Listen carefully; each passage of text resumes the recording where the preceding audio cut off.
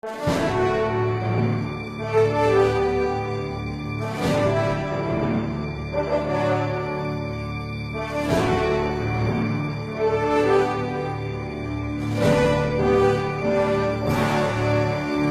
é o tema que eu gostaria de tratar hoje com vocês? Trata-se do fundamento filosófico e histórico de toda esta guerra que nós vemos hoje contra a família.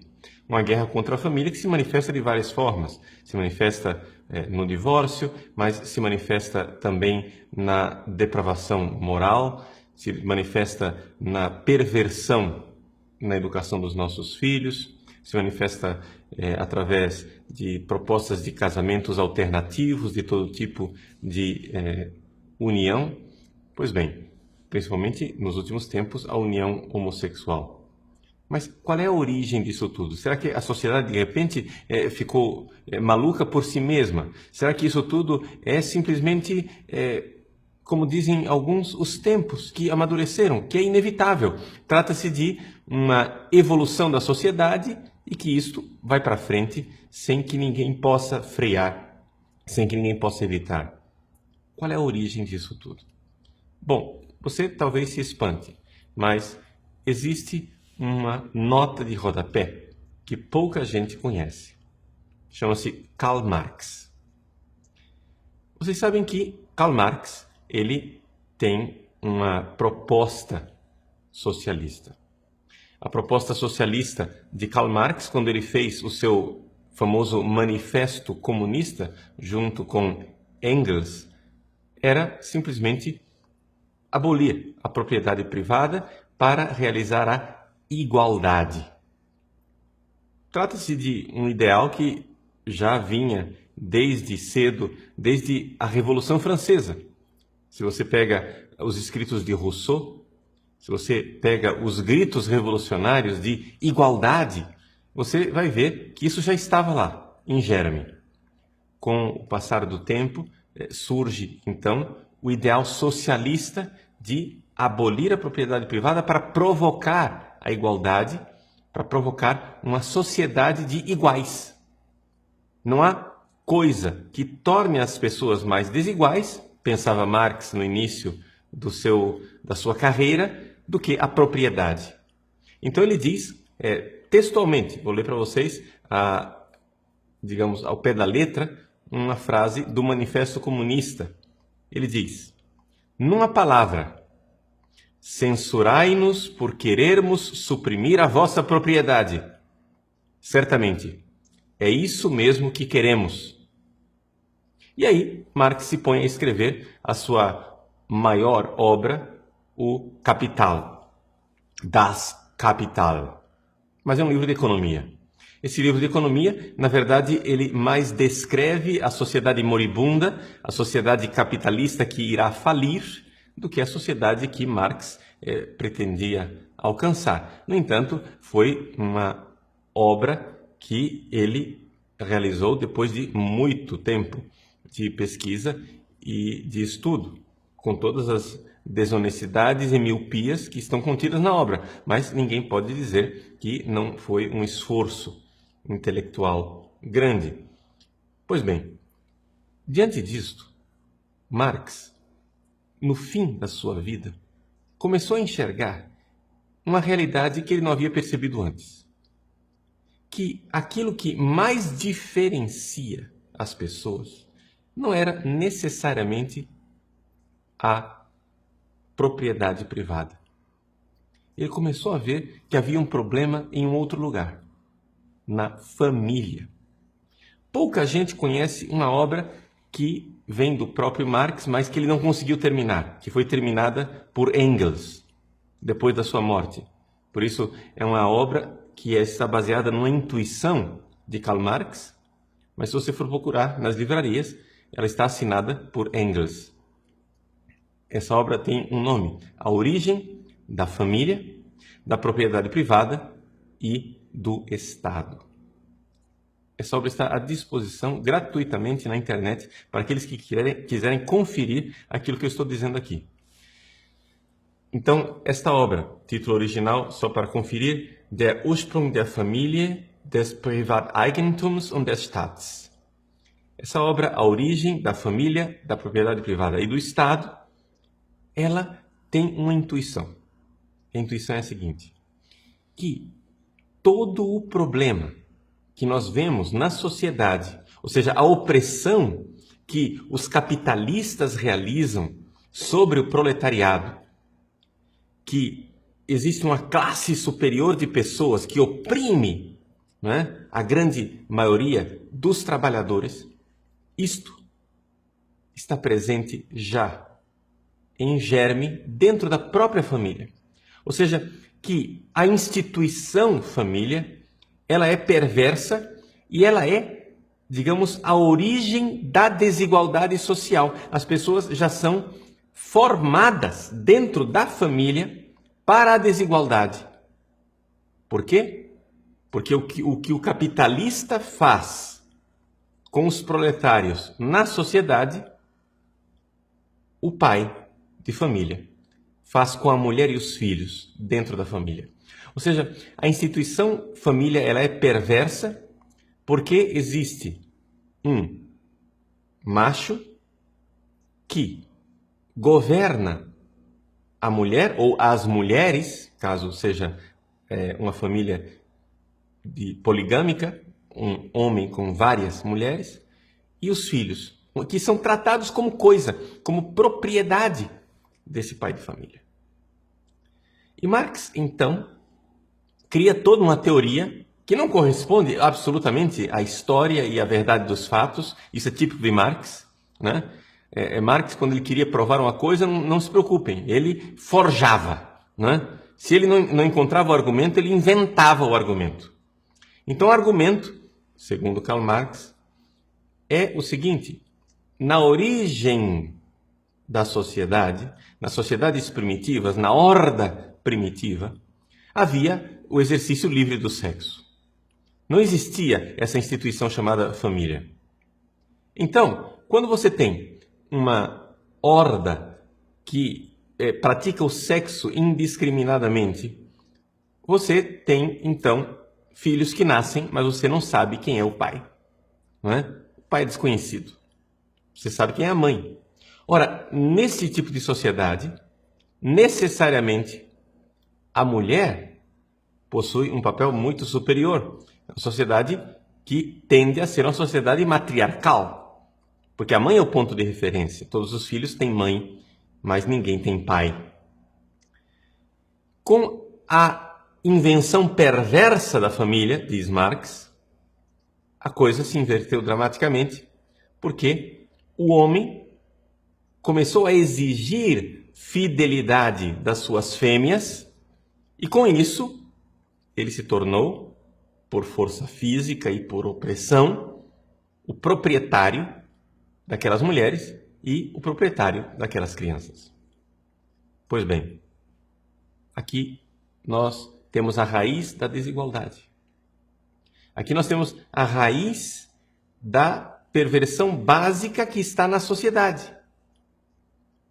Os homens escravizam as mulheres e os filhos.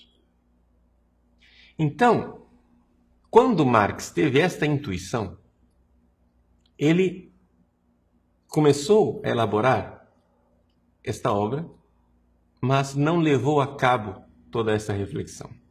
Aliás, essa obra ficou, mesmo depois de editada e escrita, terminada por Engels, ela ficou engavetada. No entanto, não ficou totalmente desapercebida pelas pessoas importantes dentro do próprio marxismo. Você veja, por exemplo, que Lenin, né, o pai da Revolução Russa, dizia com toda clareza que esta obra, A Origem da Família, Propriedade Privada e do Estado, de Marx, era uma obra de suma importância. Por quê? Porque, afinal das contas, a finalidade última do socialismo é criar a igualdade. Ora, a igualdade, ela não acontece só entre classes, ela tem que acontecer também entre as pessoas. Se você tem, então, na micro-sociedade da família uma desigualdade, você precisa, então, parar com que isso, fazer parar com que isso aconteça. Então, você tem que destruir a família. Então, isso que nós estamos vendo hoje é simplesmente a lenta tomada de consciência por parte dos marxistas desta intuição básica de Karl Marx de que a família, se nós quisermos uma sociedade de iguais, ela precisa ser destruída. Bom, Karl Marx também teve uma outra intuição no fim da sua vida. É que não existia somente um meio para os comunistas chegarem ao poder. Falava-se da tomada de poder através das armas. Mas também ele deixou aberta uma outra janela. A tomada do poder através da educação e da ideologia, o ensino da ideologia marxista, e através das altas taxas de impostos que iriam gradualmente, de forma quase que imperceptível, transferindo a propriedade privada para a propriedade comum do Estado. Eu posso tirar a sua propriedade de duas formas. De uma forma sangrenta, né? Colocando um revólver na sua têmpora, né? Matando você e pegando sua propriedade. Ou eu posso tirar a sua propriedade de uma outra forma, que é simplesmente obrigando você a pagar impostos que vão transferindo lentamente sua propriedade para o Estado. E uma vez que está no Estado, é propriedade comum, acabou a propriedade privada.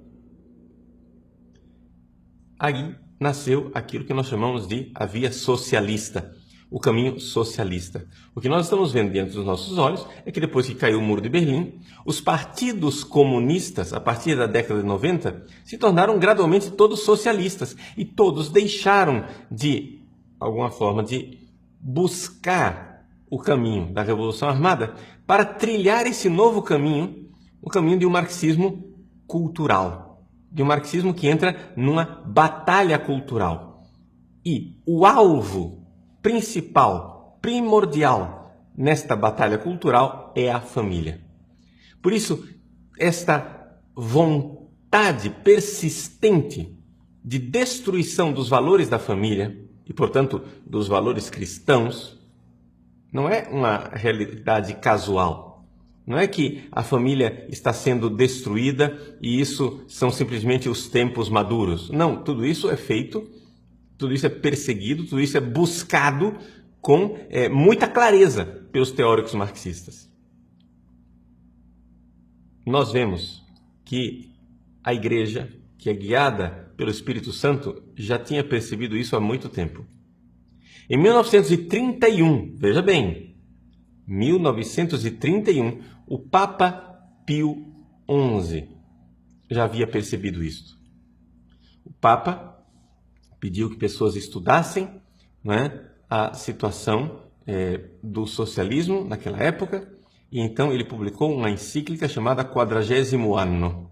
Na Quadragésimo Anno, Pio XI, comemorando os 40 anos da encíclica Rerum Novarum de Leão XIII, notou uma coisa, que nesses últimos anos, desde a encíclica Rerum Novarum, havia mudado uma coisa. O comunismo parecia que tinha perdido, de alguma forma, a sua popularidade, exatamente por causa de todas as dificuldades revolucionárias que estavam sendo vistas muito negativamente na Rússia, que já havia implantado o comunismo em 1917, e que havia um novo socialismo surgindo.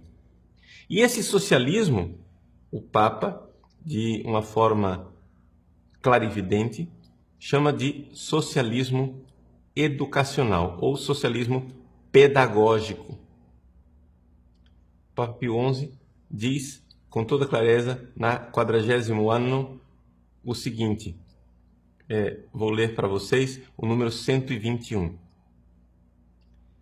Essas doutrinas que nós, de novo, com a nossa suprema autoridade, solenemente declaramos e confirmamos, devem aplicar-se também a um novo sistema de socialismo prático. Propõe-se ele a formação das inteligências e dos costumes.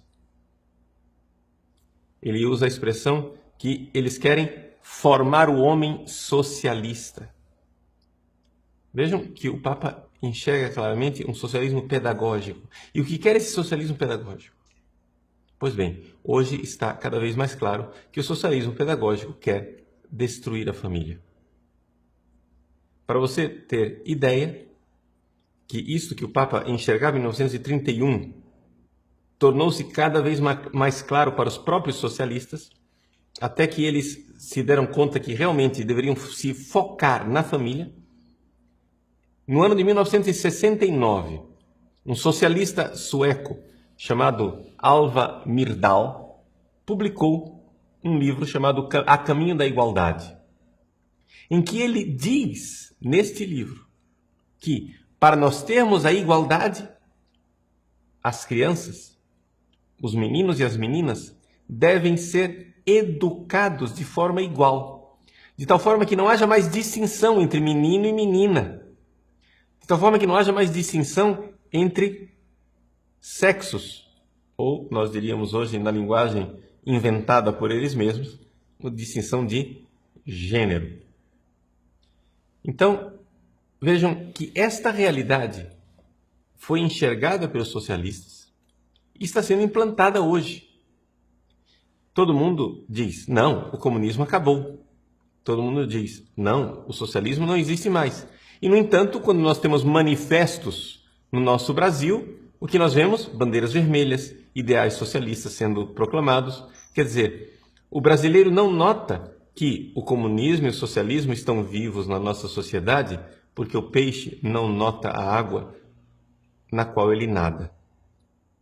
Nós estamos imersos num sistema socialista, e um sistema socialista cada vez mais totalitário, cada vez mais totalizante, que quer alcançar a educação dos nossos filhos. Para eles é primordial destruir a instituição família, que é uma instituição burguesa, ou seja, uma instituição capitalista e opressora. E, portanto, nós católicos romanos que defendemos a família, somos, sem que a gente perceba, agentes do sistema opressor capitalista. Por isso, é necessário romper essa realidade. Existem duas formas de romper: fazer as pessoas perderem a fé e saírem da Igreja Católica para ingressarem nas fileiras dos partidos socialistas e comunistas, de forma que essas pessoas sejam materialistas, conscientes e façam parte da massa crítica. Mas essa massa crítica sempre vai ser um percentual pequeno, não é? Eles mesmos estão convencidos que a massa crítica só alcançará uns 5% da população. Bom, o resto, os 95%, ou seja, a carneirada, não é, da população, que não é parte da massa crítica, não é parte da nata da sociedade, deverá ser conduzida por processos de educação o quanto antes. Eles notaram que pegar as crianças com 7 anos de idade é já pegá-las formadas num ideal de família. Por isso, eles precisam pegar os nossos filhos o quanto antes, com 4 anos de idade, se possível, antes que as crianças comecem a saber distinguir o bem e o mal, antes de atingir a idade da razão, de tal forma que a perversão que eles pretendem instilar em nossos filhos se torne cada vez mais sólida. Vejam, nós, então, seremos infiltrados, como já estamos infiltrados dentro da igreja. Por quê? Porque, afinal das contas, pobrezinhos de nós não somos críticos, nós não fazemos parte dessa massa crítica maravilhosa. Então, já que os católicos não vão deixar de ser católico mesmo, já que não vão fazer parte da massa crítica, então vamos infiltrar, vamos entrar dentro da igreja e fazer com que as pessoas entendam dentro da Igreja Católica que agora isso tudo faz parte dos tempos modernos. Que isso tudo faz parte de uma nova forma de viver o cristianismo. Que o cristianismo precisa se adaptar aos tempos modernos.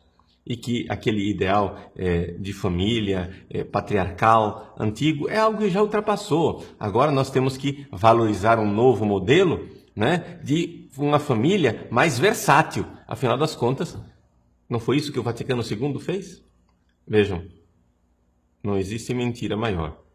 O Vaticano II não fez nada disso, mas ele é usado como bandeira para levar à frente esta infiltração do cristianismo com ideais que, na verdade, não são cristãos, que passam por cristãos, porque eles começam a colocar em nós a convicção de que o modelo de família que nós encontramos na Sagrada Escritura, que está lá em São Paulo, não é? Que está lá no Novo Testamento, este modelo de família, ele é opressor, machista, chauvinista, ultrapassado.